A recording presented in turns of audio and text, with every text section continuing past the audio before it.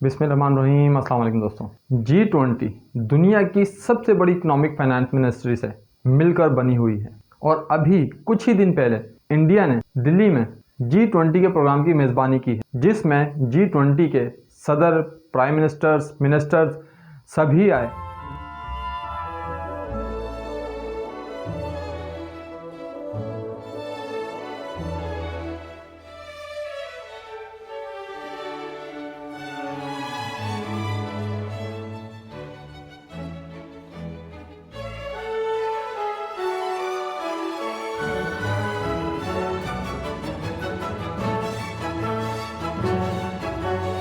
लेकिन इस प्रोग्राम में चीन और रशिया ने शिरकत नहीं की, जबकि चीन और रशिया इस G20 का हिस्सा हैं।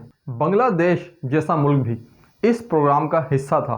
अगर कोई इस प्रोग्राम का हिस्सा नहीं था तो वो था पाकिस्तान। अब सवाल ये है कि इस G20 प्रोग्राम का पाकिस्तान हिस्सा क्यों नहीं था, वाई?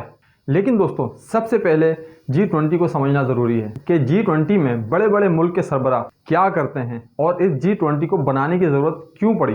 और इससे भी पहले G7 को समझते हैं, जो G20 से भी पहले बनी, जिसमें America, Canada, western Europe, Australia और न्यूजीलैंड शामिल हैं। दोस्तों, 1970 के दरमियान मगरबी दुनिया में एनर्जी क्राइसिस और पेट्रोल का बदतरीन बहरान पैदा हो गया था। उस वक्त दो बदतरीन बहरान थे।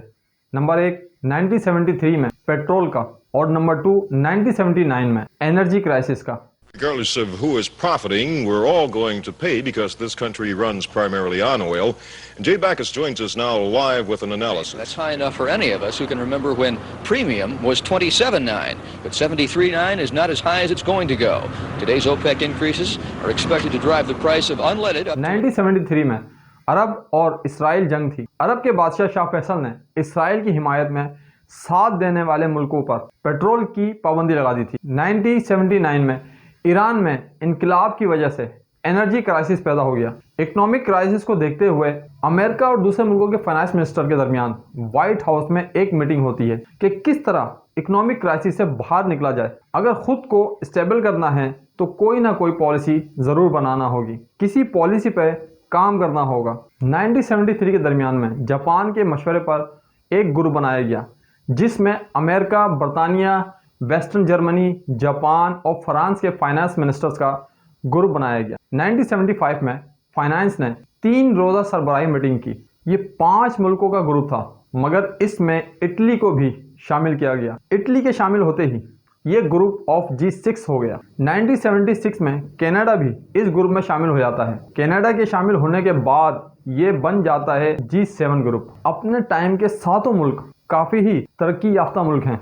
इन मुल्कों का एक दूसरे के साथ होने का मकसद भी यही था कि अरब की तरफ से जो पेट्रोल पर पाबंदी लगाई गई और जो इकोनॉमिक क्राइसिस हुआ, ये अब ना हो। दोस्तों, 1974 में रशिया की G7 के लीडर के साथ अलग अलग ऑफिशियल मीटिंग होती है और 1997 में रशिया को बाज़ाब्ता तौर पर G8 की एक मीटिंग में इन्वाइट किया गया और 1998 में बाकायदा तौर पर इस ग्रुप में शामिल किया गया। अब ये ग्रुप G8 बन चुका था, मगर 2014 में रशिया को ग्रुप G8 से निकाल दिया गया, क्योंकि रशिया ने क्रीमिया पर हमला कर दिया था, जो कि यूक्रेन का हिस्सा था। जनवरी 2017 में रशिया ने यह ऐलान किया कि वो अब G8 का पार्ट नहीं है। दोस्तों, अगर बात करें G20 की कि G20 को बनाने की ज़रूरत क्यों पड़ी थी, तो 1997 में एक बदतरीन क्राइसिस आया था चंद मुल्कों में, जिनमें साउथ कोरिया, इंडोनेशिया, थाईलैंड के अलावा और भी थे। जो मुल्क G8 से निकल गया था वो था रशिया।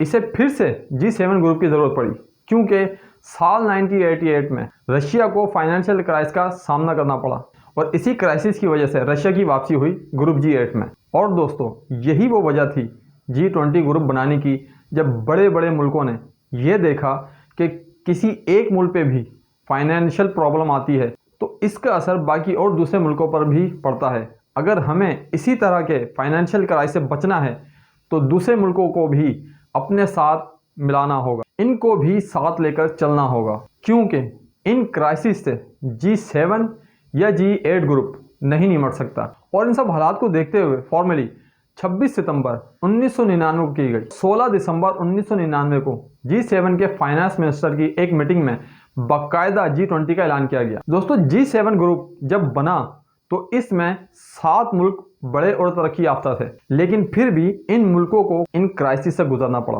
और G20 बनाने का भी यही मकसद था। मगर इन 20 मुल्कों को अलग अलग कैटेगरी में रखकर शामिल किया गया था। ग्रुप में ऑस्ट्रेलिया, कनाडा, सऊदी अरब और यूनाइटेड स्टेट। ग्रुप 2 में इंडिया, रशिया, साउथ अफ्रीका और टर्की। ग्रुप 3 में अर्जेंटाइन, ब्राज़ील, मैक्सिको। ग्रुप 4 में फ्रांस, जर्मनी, बर्तानिया और ग्रुप 5 में चीन, इंडोनेशिया, जापान और साउथ कोरिया है। दोस्तों इन सभी 20 मुल्कों को अलग अलग कैटेगरी में रखकर शामिल किया गया है। नंबर 1, जो पॉपुलेशन में ज़्यादा हैं इनका अलग ग्रुप बनाया गया है। जो रीजनल यानी इलाके में बड़े हैं उनका अलग ग्रुप बना दिया है। नंबर 3, जो फाइनेंशियली तौर पर मजबूत हैं इनका अलग ग्रुप बना दिया है। लेकिन दोस्तों इन ग्रुप में अभी तक पाकिस्तान या बांग्लादेश का नाम नहीं है, जबकि बांग्लादेश को इंडिया की तरफ से इनवाइट किया गया था और पाकिस्तान को नहीं। रीजन क्या? Why was Pakistan not a part of the G20 summit? दोस्तों रशिया और चीन G20 ग्रुप का हिस्सा हैं, मगर दोनों ने ही इस मीटिंग में शिरकत करने से मना कर दिया था, क्योंकि रशियन प्रेसिडेंट पुतिन के खिलाफ अरेस्ट वारंट जारी हैं जब से रशिया ने यूक्रेन पर हमला किया है। और दूसरा, चीन के प्रेसिडेंट ने कश्मीर के हालात को देखते हुए इनकार कर दिया था। दोस्तों ये तो आप जानते हैं कि 1971 वार के बाद से इंडिया और बांग्लादेश के ताल्लुकात बहुत बेहतर रहे हैं और इंडिया बांग्लादेश को काफ़ी सपोर्ट भी करता है हर लिहाज से, और बांग्लादेश सरवाइव भी कर रहा है। अगर पाकिस्तान की बात की जाए तो रीज़न ये है कि इंडिया और पाकिस्तान को आज़ाद हुए 76 साल गुजर चुके हैं। दोनों मुल्कों का बंटवारा होने के बाद भी दोनों का एक चीज़ को लेकर ही झगड़ा है और वो है जम्मू कश्मीर। दोस्तों हिंदुस्तान और पाकिस्तान दोनों ही कश्मीर पर मुकम्मल दावा करते हैं, लेकिन दोनों ही मुल्क इसके कुछ हिस्सों पर कंट्रोल रखते हैं। दोनों मुल्कों के दरमियान 2 मरतबा जंगें हो चुकी हैं और साथ में एक दफ़ा कारगिल वार भी। अब कश्मीर इतना कंट्रोवर्शियल क्यों है? इंडिया और पाकिस्तान की आज़ादी से पहले जम्मू कश्मीर एक शाही रियासत थी, लेकिन ब्रिटिश हुकूमत के खात्मे के बाद हिंदुस्तान के आइन के आर्टिकल 370 ने जम्मू कश्मीर की रियासत को एक खुसूसी हैसियत दी थी। दोस्तों बरतानवी राज के खात्मे के बाद कश्मीर के महाराजा हरि सिंह कश्मीर को भारत या पाकिस्तान में शामिल करने का अहद करते हुए कहा था कि जम्मू कश्मीर को आज़ाद रियासत बनाएंगे, जिस पर महाराजा ने 26 अक्टूबर को साइन भी किए थे। अक्टूबर 1947 को हिंदुस्तान के गवर्नर जनरल लॉर्ड माउंटबेटन के जरिए इसका एतराफ़ भी हुआ। लो जी, कहानी ख़त्म, कश्मीर हुआ हिंदुस्तान का। लेकिन दोस्तों स्टोरी ये नहीं, कुछ और ही है। हिस्ट्री के राइटर एलिस्टर लैम का कहना है कि ये सारे वाक़यात झूठे हैं। एक तो ये कि 26 अक्टूबर को एक सेशन के डॉक्यूमेंट्स मुबैना तौर पर साइन करने का मामला गलत है, क्योंकि ये साबित करने के लिए काफ़ी सबूत मौजूद हैं। सच तो यह है कि महाराजा हरि सिंह उस तारीख को यानी 26 तारीख को श्रीनगर से जम्मू कश्मीर एक रूट के ज़रिए सफ़र कर रहे थे और जम्मू कश्मीर के प्राइम मिनिस्टर MC महाजन और दूसरे VP मेनन दोनों नई दिल्ली में थे और उन्होंने 27 अक्टूबर की दोपहर तक हरि सिंह से कोई बात नहीं की। एलिस्टर लैम का कहना है कि ऐसे किसी भी डॉक्यूमेंट्स को सिर्फ ज़बरदस्ती के तहत ही साइन किया जा सकते हैं। दोस्तों एलिस्टर लैम ने कहा कि ऐसी कोई भी डॉक्यूमेंट्स पाकिस्तान को नहीं दी गई थी जब हिंदुस्तानी फौज ने जम्मू कश्मीर में मदाखलत शुरू की। 1948 के नेगोशिएशन के यूनाइटेड नेशनल सिक्योरिटी काउंसिल को भी नहीं दी गई और ना ही हिंदुस्तान हुकूमत ने वाइट पेपर में इस बात का कोई एग्जाम्पल दिया है। जबकि कश्मीर पर हिंदुस्तान के मौक़िफ़ को एक्सप्लेन करते हुए एक्स सेशन का एक बगैर साइन शुदा वर्जन पेश किया गया था। दोस्तों एलिस्टर लैम का कहना है कि अक्टूबर 1947 को कश्मीर में हिंदुस्तान की मदाखलत और जम्मू कश्मीर के मुस्तकबिल के बारे में महाराजा हरि सिंह हिंदुस्तानी फैसले पर काफ़ी ज़्यादा कंफ्यूज नज़र आ रहे थे, क्योंकि हिंदुस्तान अपना डिफेंस नहीं कर रहा था बल्कि एक गैर मुल्की रियासत में मदाखलत कर रहा था और पाकिस्तान कश्मीर के मामले पर मुसलसल सपोर्ट करने में साबित कदम रहा। मगर दोस्तों 2019 में भारत की BJP पार्टी ने बड़ी प्लानिंग से जम्मू कश्मीर पर अपना वार किया। कश्मीर और इंडिया के 70 साल के ताल्लुकात को आर्टिकल 370 हटाकर ख़त्म कर दिया। दोस्तों BJP पार्टी सरकार का कहना था कि वो कश्मीर में तरक्की लाएंगे, जॉब्स आएंगी, एजुकेशन बढ़ेगा, लोगों के कम्युनिकेशन में आज़ादी होगी, जो राइट्स इंडिया के लोगों को मिलते हैं वो कश्मीर के लोगों को भी मिलेंगे। अब सवाल यह है कि क्या मिला अभी तक? उल्टा उनकी आज़ादी ही छीन ली गई। इंटरनेट कम्युनिकेशन पर भी पाबंदी लगा दी गई। दोस्तों, स्टूडेंट एजुकेशन हासिल नहीं कर सकते, लोग कारोबार नहीं कर सकते, कारोबार बंद, दुकानें बंद। दोस्तों, जब से आर्टिकल 370 हटा है, जम्मू कश्मीर को उल्टा नुकसान ही हो रहा है।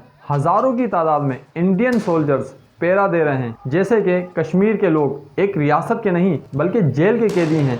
जब कोई आवाज़ उठाता है तो उस पर तशद्दुद किया जाता है। हज़ारों कश्मीरियों की ज़बानें बंद कर दी जाती हैं।